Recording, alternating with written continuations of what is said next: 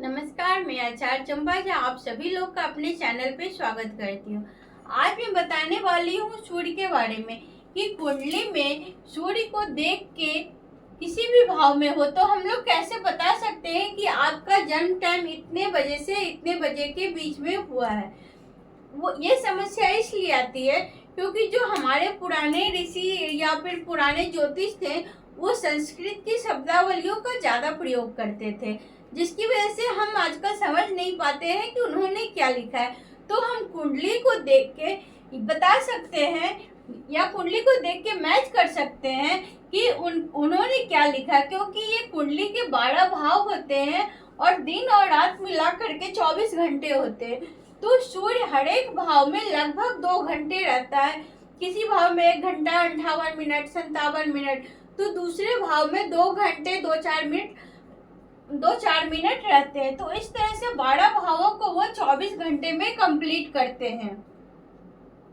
तो कुंडली में सूर्य जहां बैठा होगा तो हम इसको देख के बता सकते हैं कि इतने बजे से इतने बजे में आपका टाइम इतने बजे से इतने बजे आपका बर्थ टाइम है।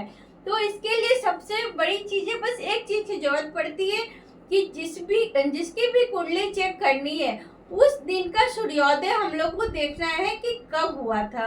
तो इससे हम लोग बता सकते हैं, क्योंकि गर्मी के दिनों में सूर्योदय थोड़ा पहले होता है और पूरब के साइड जल्दी सूर्य निकलता है, और जितने पश्चिम जाते हैं हम लोग तो उतना सूर्य देरी से निकलता है, और फिर देरी से सूर्य निकलता है और फिर लेट तक शाम को डूबते भी हैं।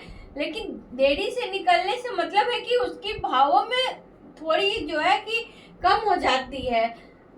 गर्मी के दिनों में सूर्य जल्दी निकलता है और ठंडी के दिनों में सूर्य देरी से निकलता है। तो इसलिए हम लोगों को सूर्योदय का ज्ञान होना बहुत जरूरी है। जैसे कि जहां मैं रहती हूँ वहां आज सूर्योदय हुआ 5:57 पे। ठीक है, तो आज जो भी बच्चे 5:57 के बाद पैदा हुए होंगे, जन्म लिए होंगे, उनका सूर्य लग्न में होगा, क्योंकि लग्न ही जो है लग्न का उदय यहीं से होता है, उदय होता है। तो उनका सूर्य लग्न में होगा। ऐसे लोग का जो 6 बजे से 8 बजे तक होंगे, क्योंकि 5:57 को राउंड फिगर में 6 बजे का ले लिए, जिससे कि आप लोगों को समझने में आसानी होगा। तो इसके बाद हम लोग बात करेंगे, अगर 8 बजे से 10 बजे के बीच में कोई बच्चा अगर जन्म लेता है तो उसका सूर्य कुंडली के 12वें भाव में हो जाता है। और एक बात और कि सूर्य जो है कि एंटी क्लॉकवाइज चलता है, ऐसे चलता है, ऐसे चलते चलते फिर यहाँ दूसरी सुबह हो जाती है, दूसरा लग्न उदय हो जाता है। ये सूर्य संक्रांति पे ही निर्भर करता है। तो लग्न में सूर्योदय के समय जन्म होगा तो 6 से 8 बजे के बीच में लग्न में होगा, 8 से 10 के बीच में होगा तो 12वें घर में होगा, और 10 से 12 बजे के बीच में किसी का अगर जन्म होता है तो सूर्य उसके 11वें भाव में होगा। अगर यही 12 से 2 बजे के बीच में जन्म होता है तो सूर्य 10वें भाव में होगा। अब 2 से 4 बजे के बीच में होता है किसी का जन्म तो सूर्य 9वें भाव में होगा। आप चेक करिएगा, ठीक है। आप ये मत सोचिएगा कि फिर किसी जैसे कि ठंडी के दिनों में सूर्योदय लेट से होता है तो ये 10:15 10:30 में तो 1-1.5 घंटे का डिफरेंट होता है। तो इस बात को ध्यान रखिएगा, सूर्योदय जब हुआ है तभी से काउंट करिएगा। फिर 4 से 6 बजे तक जिन बच्चों का जन्म हुआ होगा जो उनका सूर्य अष्टम में होगा। मैं आज के सूर्योदय की बात को समझा रही हूँ। जिनका 6 बजे से 8 बजे के बीच हुआ होगा उनका सूर्य सप्तम में होगा, और जो 8 से 10 बजे रात के बीच जो बच्चे होंगे उनका सूर्य 6ठे भाव में होगा। 10 हो गया, 10 से 12 बजे रात में जो बच्चे होंगे आज उनका सूर्य पंचम में होगा।